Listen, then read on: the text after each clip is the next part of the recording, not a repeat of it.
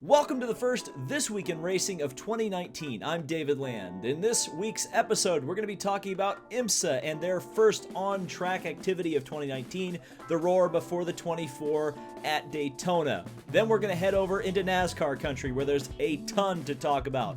First off, we may or may not finally know who's going to be behind the wheel of the 41 car for Stewart Haas Racing in 2019. But most importantly, DC Solar.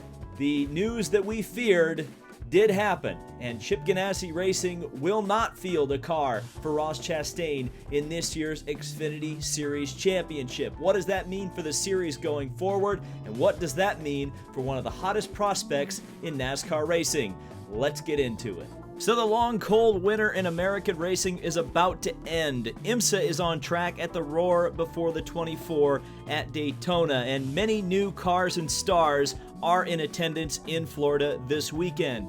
We've got the JDC Miller Motorsports Cadillac, the debut of that car. Rubens Barrichello is one of the drivers behind the wheel of that. The star-studded lineup for this year's Rolex 24 also includes Alex Zanardi, who is making his endurance racing debut for BMW, RLL, and GTLM. We've also got the return of our Lord and Savior, Fernando Alonso, driving for the Wayne Taylor Racing Cadillac, which won 2 years ago at the Rolex 24. And you've got to imagine with his Toyota teammate as well at that team, Alonso is going to be one of the favorites, if not the favorite, to take the overall victory. And then just a shout out to the Riley Mercedes team, which has brought probably the best livery I've seen in quite a while in IMSA back to the fore, I guess, with the Wins throwback livery to the Porsche 962. An absolutely fantastic looking livery on this car, and you guys know, as evidenced by my hoodie earlier in this video, that the purple cars are absolutely my favorite. So I'm very happy to see where IMSA is going in 2019, and you can be sure that the Bandwagoner's Guide to the Rolex 24 will get you caught up on all the details for this year's Rolex 24. And we finally may have the answer to the 41 question mark at NASCAR for 2019, and according to Adam Stern, who's been very reliable in terms of his reporting this offseason, says Daniel Suarez will finally be confirmed this week at Stewart Haas Racing.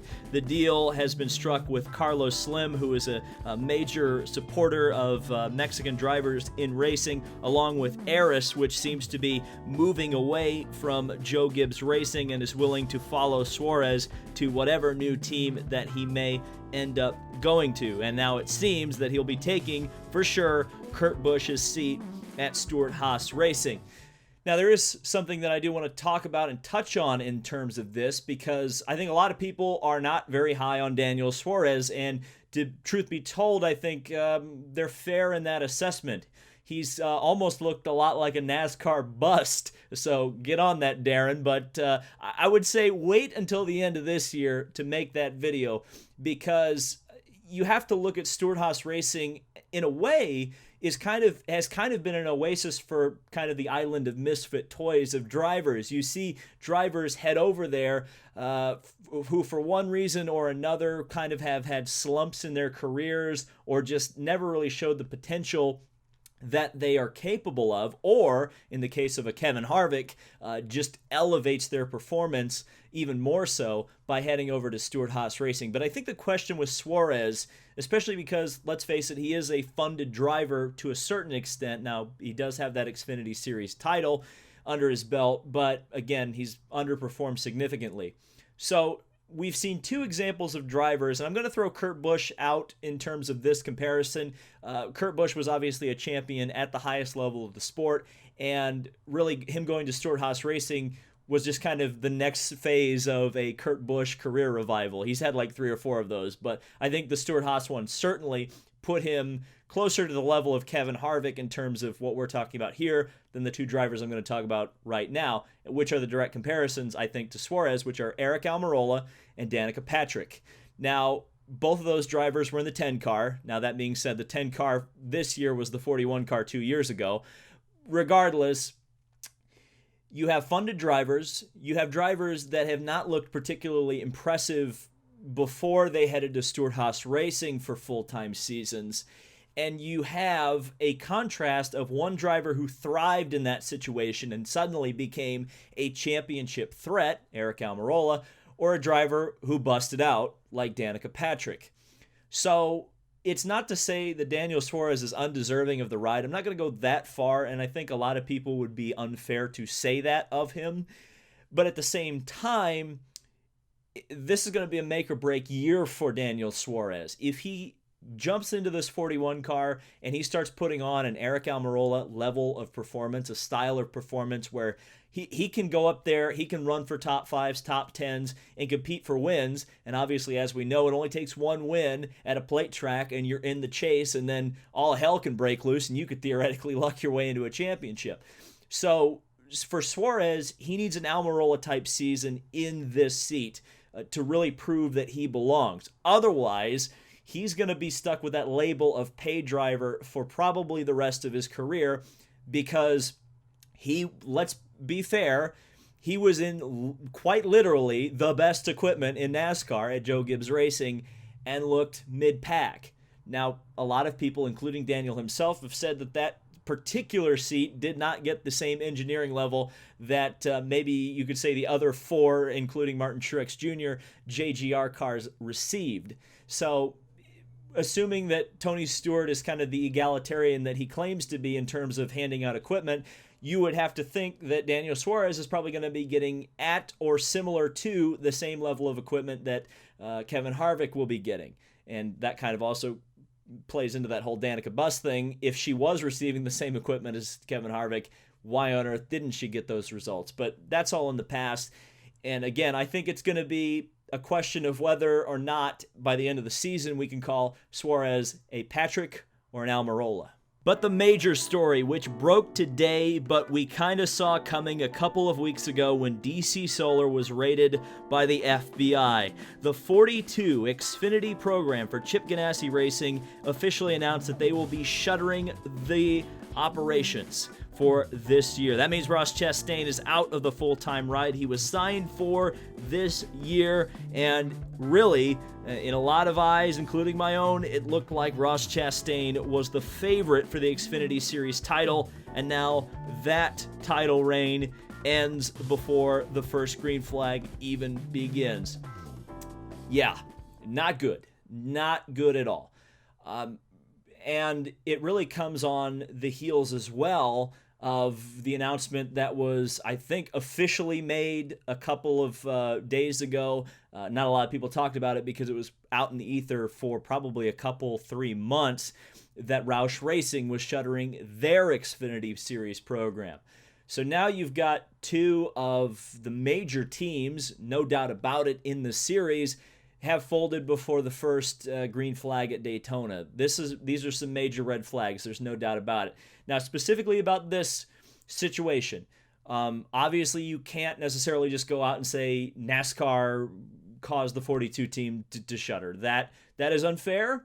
But at the same time, this is one of the, or this is something that you wish wouldn't happen.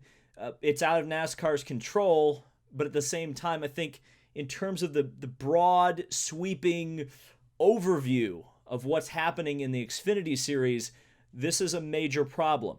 Let me explain to you why. So we had already lost Roush Racing. They also lost a major sponsor, Lilly Diabetes, and it may, that one may be, I guess you could throw the excuse out that, hey, maybe they actually did some research and they realized that, oh yeah, the thing we got mad at Connor Daly for, oh, NASCAR was guilty of that too. Maybe they backed out. Or maybe they just saw all the bad PR from their little oopsie at Road America and they just decided to hell with it. That makes sense, I guess, but then how does that explain why the 60 car also had to shutter? That may be crash damage related, but you've got two teams in Chip Ganassi Racing and Roush Fenway that are two of the teams in terms of the overall Xfinity Series championship out of about 5 that are regular contenders for race wins, or at least have the potential to be regular contenders for race wins. You also have to look at Roush Racing, like I think I said in one of this week's in racing earlier. That was one of the most successful teams in the series history. Then you go to Chip Ganassi Racing, and you've got a team which was favored quite heavily to win the championship this year in the hands of Ross Chastain. In a lot of ways, a lot of people have looked at the Furniture Row situation where, wow, that looks really, really bad when your champion team is shutting down. In essence, they're shutting down.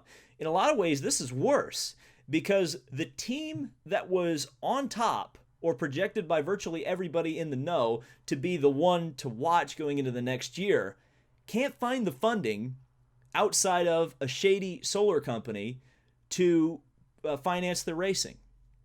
So how did it get to this point? How did Xfinity Series racing get to where I'll actually say it, identity crisis. That's the main problem. That's the main issue here.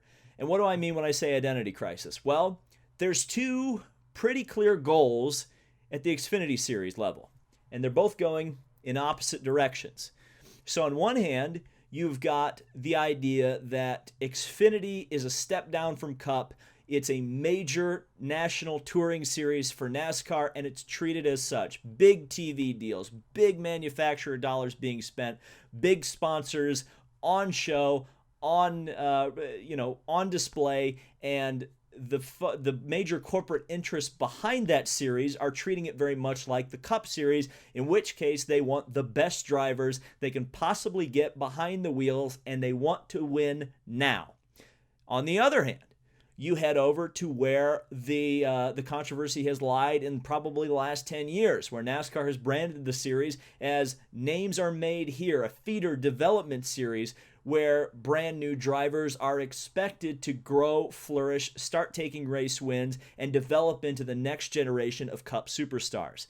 So how have we gotten to this point? How have we gotten where it almost seems like the Xfinity Series has been broken beyond repair? Well, I think ultimately the Xfinity Series now is paying for the sins they made in 2005. I think they too closely associated the Xfinity Series with the Cup level in terms of the equipment, in terms of the cost, in terms of the manufacturer dollars spent, in terms of the amount of investment that companies are expected to make, and teams as well, to run at the front.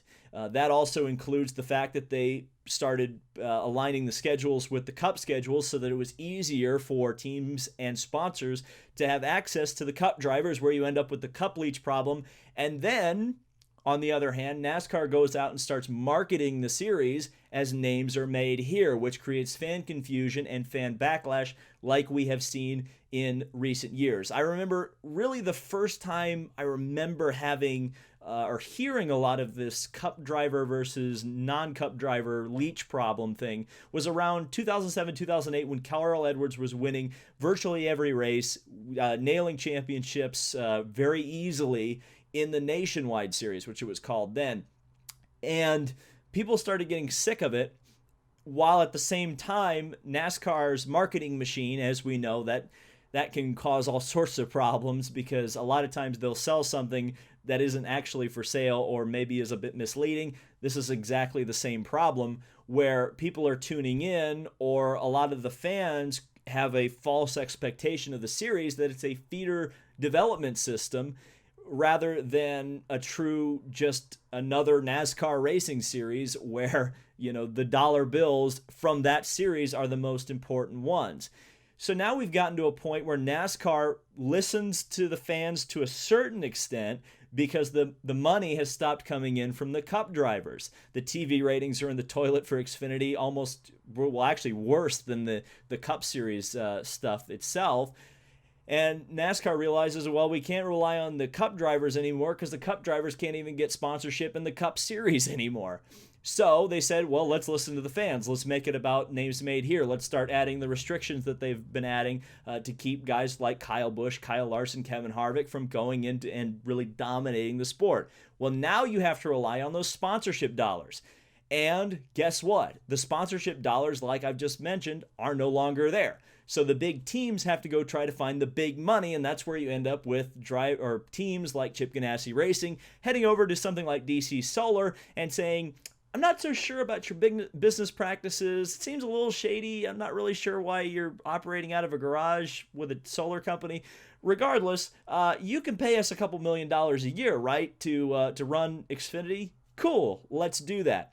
And then they get surprised when the FBI comes a knocking on their sponsor's door, and then they've got no one lined up waiting in the wings to come in. And I think this problem is going to get worse. You have to look at the teams that are currently in the NASCAR Xfinity Series and the guys who have gone full-time this year as well. Austin Cindric, very much connected to Team Penske. Let's assume that in the next few years, Austin Cindric heads on to the Cup Series, whether that be with Team Penske or with another Ford-associated team. What happens to the Xfinity Series team, especially if NASCAR continues to restrict the amount of Cup driver starts that a car can make? What happens when Team Penske says, well, Discount Tire doesn't want to pay for anything anymore because we don't have a personal connection to the team and we can't run our Cup drivers and we're not really in the business of developing drivers?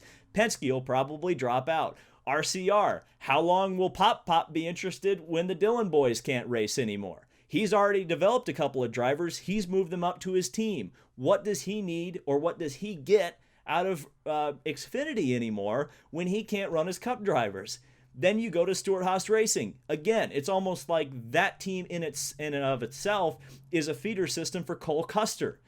Kevin Harvick's no longer running races. He got pissed off at Ross Chastain. He won't be back. So you've got, as long as Cole Custer is there, Stewart Haas Racing probably will keep a foot in the Xfinity door. But what happens when he leaves?